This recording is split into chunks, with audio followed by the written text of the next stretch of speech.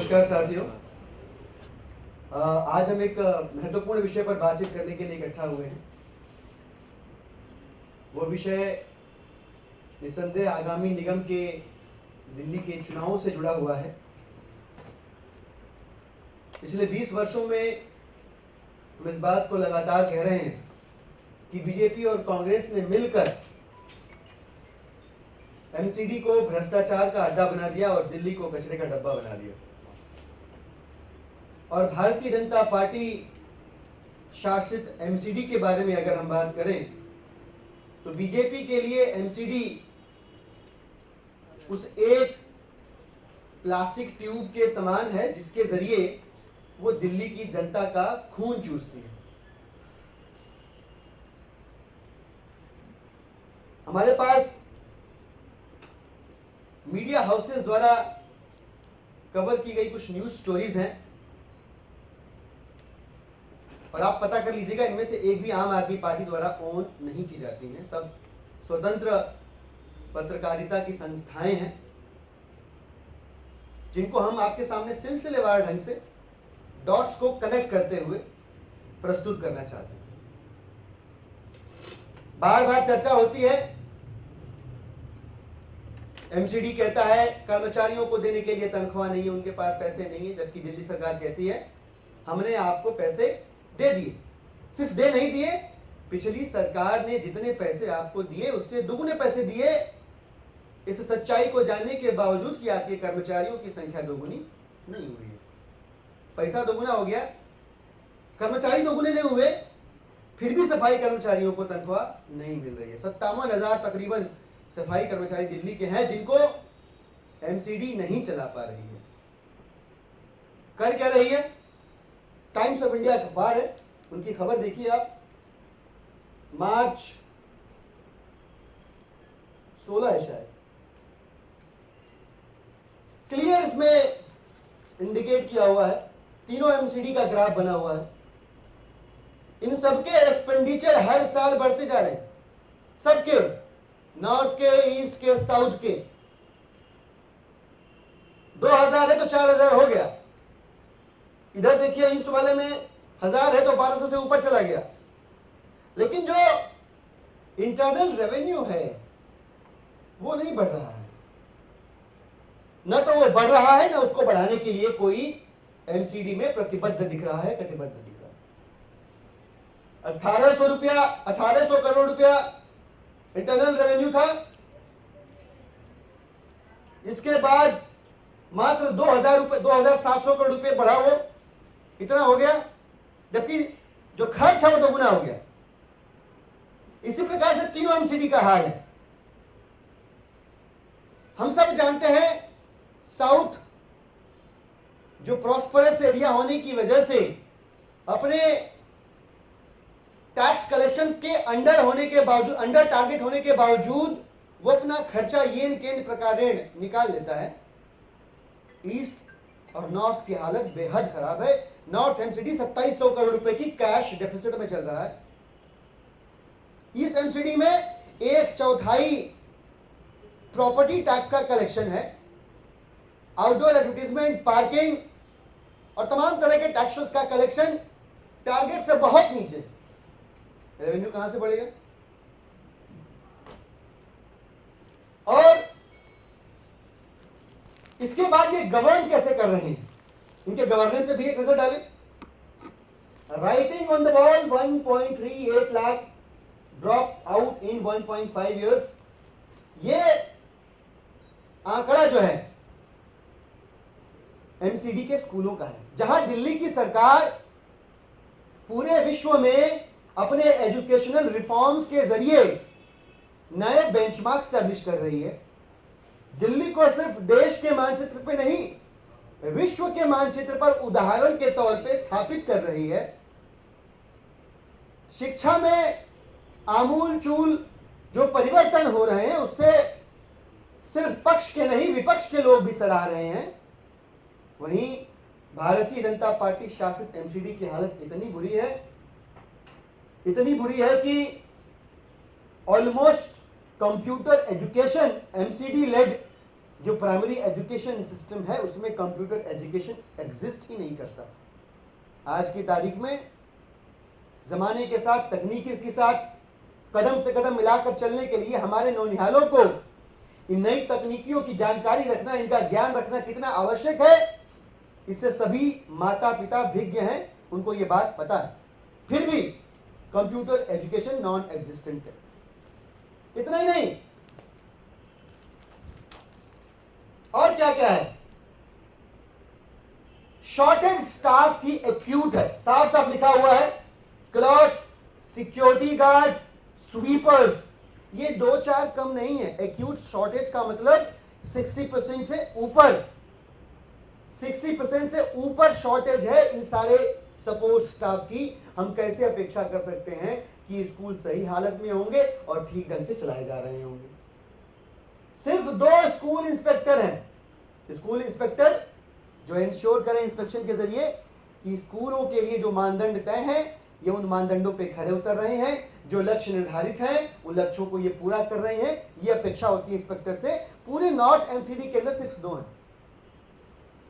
आप सोच के देखिए किस लेवल का सेटिस्फेक्शन ये स्कूल अपने पेरेंट्स को और बच्चों को देते होंगे।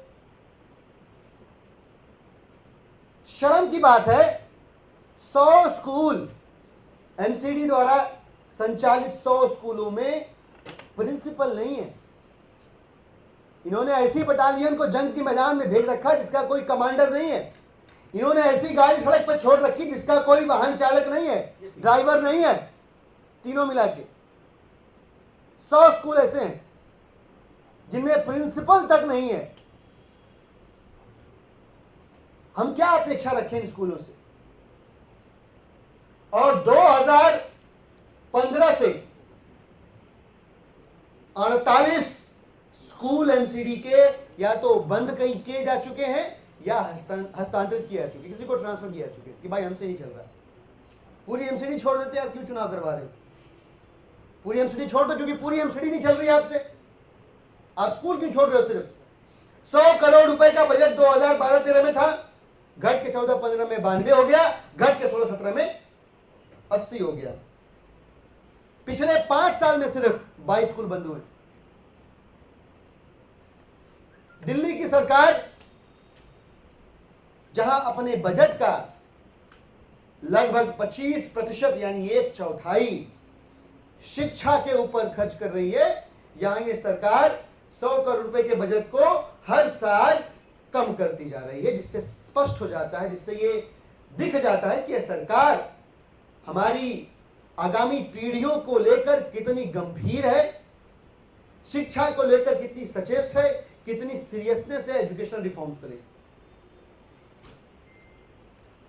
बात करते हैं दिल्ली के अंदर 60 फीट से जो कम चौड़ी सड़कें हैं उनके डेवलपमेंट की खबर देखिए।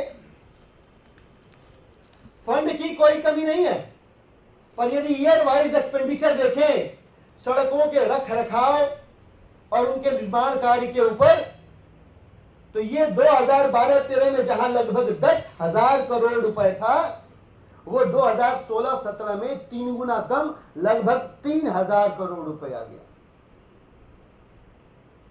जाहिर सी बात है कि यदि आप बजट को 3 गुना कम करेंगे तो आप दिल्ली की जनता से कह रहे हैं तुम अपनी गाड़ियां और अपनी साइकिलें, अपने स्कूटर लेकर गड्ढे में जाओ, हमसे मतलब नहीं। सड़क पे चलो या गड्ढे में चलो, सड़क पे गड्ढा हो या गड्ढे में सड़क हो, एमसीडी साफ साफ ठेंगा दिखा के कह रही है दिल्ली की जनता को कि हमें इस बात से, आपकी सुख सुविधाओं से कोई सरोकार नहीं है, और आपने जो टैक्स दिया वो गया चूल्हे में या हमारी जेब में। फंड की कमी नहीं है, पैसा है, नियत की कमी है, क्षमता की कमी है। यह तो थी कहानी सड़कों के निर्माण कार्य की। इसके ऊपर आपको सबको पता है दिल्ली की सरकार के विधायक यदि कुछ करने जाते हैं तो ये एनओसी नहीं देते हैं, और पहले तो ये हवा में था, इसके बाद बकायदा शर्मनाक हरकत करी इन लोगों ने और रिजोल्यूशन पास करके कहा कि नहीं, इनके काम नहीं होने चाहिए। अरे इनके काम नहीं होने चाहिए, ये काम उनके पर्सनल नहीं है, विधायक सारी सड़कें अपने घर की ओर जाने वाली नहीं बनवा रहा, जनता चलती उन सड़कों पे और उन कामों को रुकवा के आप कह रहे हो कि यहां गुंडागर्दी तो हमारी चलेगी। जी, आपके हित आपके सुख हमारे लिए मैटर नहीं करते। पीसी थोड़ी सी लंबी हो रही, मैं माफी चाह रहा हूं, पर 2-3 बातें अभी और रह गई। अब बात करते हैं साफ सफाई की। पूरे विश्व में भ्रष्टम संस्थाओं का कोई सर्वेक्षण हो तो एमसीडी निस्संदेह उसे टॉप करेगी, और दिल्ली को देश का सबसे गंदा शहर बनाने का तमगा इसी बीजेपी शासित एमसीडी की वजह से हमें मिल सकता है। 20 सालों में जो हालत इन्होंने की है दिल्ली की, कचरे का जो डब्बा बना दिया, कचरे की राजनीति कर रहे हैं, अपने निकम्मेपन का ठीकरा दिल्ली की सरकार के ऊपर छोड़ देते हैं, उसका भी सच आपके सामने है। यह अखबार है आम आदमी पार्टी का छपा हुआ अखबार नहीं, यह स्वतंत्र अखबार है, हमें क्रिटिसाइज करता है, अधिकतर क्रिटिसाइज ही करता है, फिर भी इसमें लिखा हुआ है 57,000 सैनिटेशन वर्कर, 15,000 ईस्ट में, नॉर्थ में 25,000, साउथ में 22,000, यह इनकी संख्या है। जब बात की जाती है कचरे के निस्तारण की, मैं 1 वर्ष पूर्व सीएजी द्वारा बीजेपी शासित एमसीडी के कचरे के निस्तारण की योजना पर जो रिपोर्ट आई थी, उस रिपोर्ट का मैं हवाला देना चाहूंगा। उस रिपोर्ट में स्पष्ट किया गया था कि एमसीडी दिल्ली को साफ रखने में असफल रही है, 100% विफल रही है, और कुल कचरे का मात्र 25% ही ये हैंडल कर पा रही है। कुल कचरे का, कचरे की निस्तारण की एमसीडी के पास कोई लॉन्ग टर्म प्लानिंग नहीं है। सीएजी ने कहा था, सीएजी आम आदमी पार्टी की संस्था नहीं है, और समय समय पे हमें भी ठोकती रहती है, हमें भी क्रिटिसाइज करती रहती है। उस सीएजी ने एमसीडी के निकम्मेपन को लताड़ा है। हाई कोर्ट की मल्टीपल बेंचेस ने साफ सफाई को लेकर एमसीडी को लताड़ा है। ऐसी बहुत सारी संस्थाएं हैं स्वतंत्र जो एमसीडी के ऊपर सवाल खड़े करती रही हैं, और करोड़ों रुपए खर्च करने के बाद भी आज एमसीडी कचरे का ढेर बनाने के लिए दिल्ली को 100% जिम्मेदार है। और इस बात की कहानी इस अखबार का ये जो मुख्य पृष्ठ है, ये चीख चीख के कहता है। नरक में जीने को मजबूर किया हुआ है। तभी जस्टिस बीडी अहमद साहब की बेंच ने कहा था एमसीडी के लोगों को कि किस दिन का इंतजार कर रहे हो कि जब तुमको हमको लोग सड़कों पे जूते से पीटने लगे।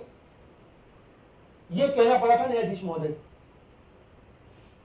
निराश होकर गुस्से में कहा था कि अरे कौन सी दुनिया में जीते हो तुम लोगों के बीवी बच्चे शहर में सांस नहीं लेते क्या, मंगल ग्रह पर रहते हो क्या। यह आम आदमी पार्टी किसी नेता का बयान नहीं, यह हाई कोर्ट के न्यायाधीश का बयान। अखबारों में आप लोगों ने खूब तरीके से छापा है इसे।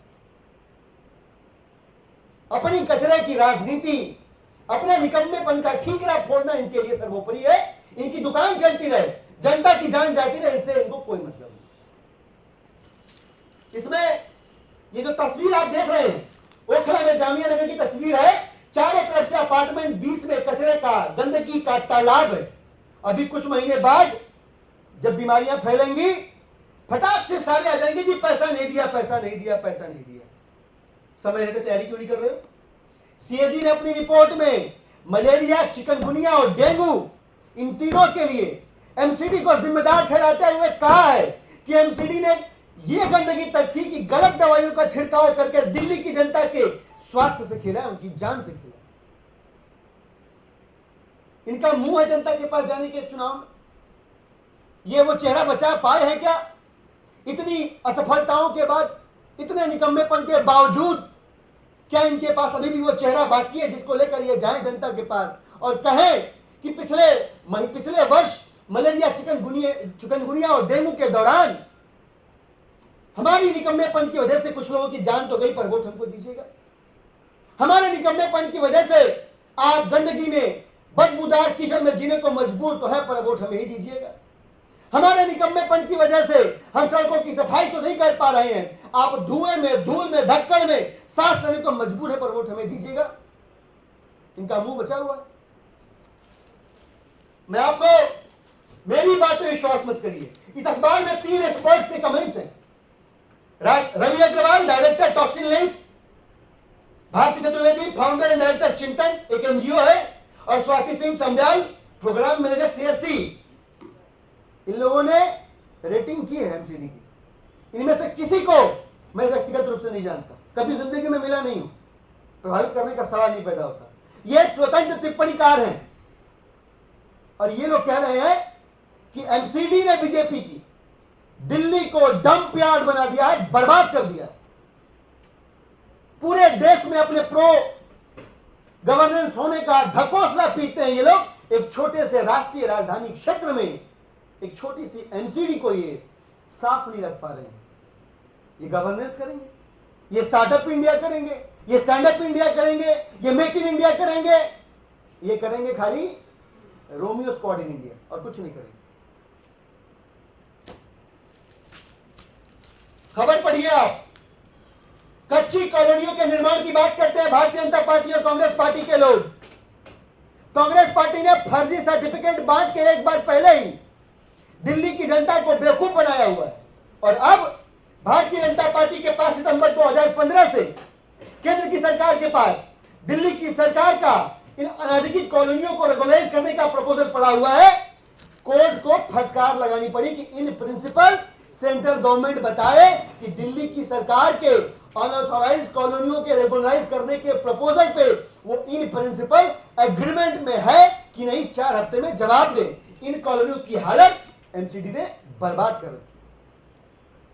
हम नहीं कह रहे हैं, ये अखबार ने छापा हुआ है, फुल पेज कवर है, ये हम नहीं कह रहे। हमारा कोई कोट भी नहीं है इसमें, बाइट भी नहीं, विश्वास कर सकते हैं इसमें।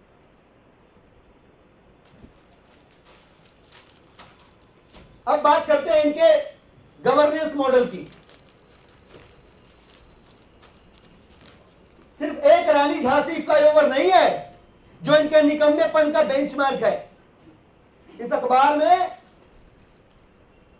हिंदुस्तान टाइम्स है 20 तारीख, डिलेड प्रोजेक्ट्स में भी अपोल liability for BJP of course is going to B.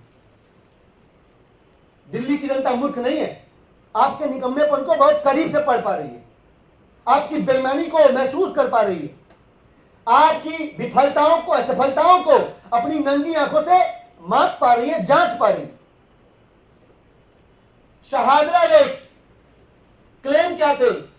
यह लेक उस इलाके के लोगों को रिक्रिएशनल फैसिलिटी प्रोवाइड करने के लिए बनाई जाने वाली थी। 2012 में इसकी शुरुआत की गई थी और पैसा नहीं है बोल के 5 साल से यहां पे मच्छर पल रहे हैं। दूसरा, Jangpura multi level car parking, 300 कारों के लिए स्पेस प्रोवाइड करना था इस कार पार्किंग को। 2017 में प्रोजेक्ट शुरू हुआ, इसी वर्ष आपाधापी में अभी इसको हाल ही में इनॉग्रेट कर दिया गया था, पूरा भी नहीं हुआ। 70% कंप्लीशन। बालाग्राम अस्पताल 200 बेड की फैसिलिटी 2002 में शुरू किया गया था, पॉलिसी पैरालिसिस ने इसका गला घोट दिया। आज की तारीख में 2002, कितना साल हो गया सर? 15 साल हो गए। ये पहला वाला भारत आना, ये 2002 है, 15 साल हो गया अस्पताल नहीं बन रहा इनसे। आम आदमी पार्टी ने 159 मोहल्ला क्लिनिक बना दिए, जिन्होंजिन्होंने पिछले 8 महीने में ही इन सारे अस्पतालों को मिलाकर जितने मरीजों का इलाज नहीं होगा उतना इलाज कर दिया होगा, और ये क्लिनिक बनाने का खर्चा खाली 20 लाख रुपए।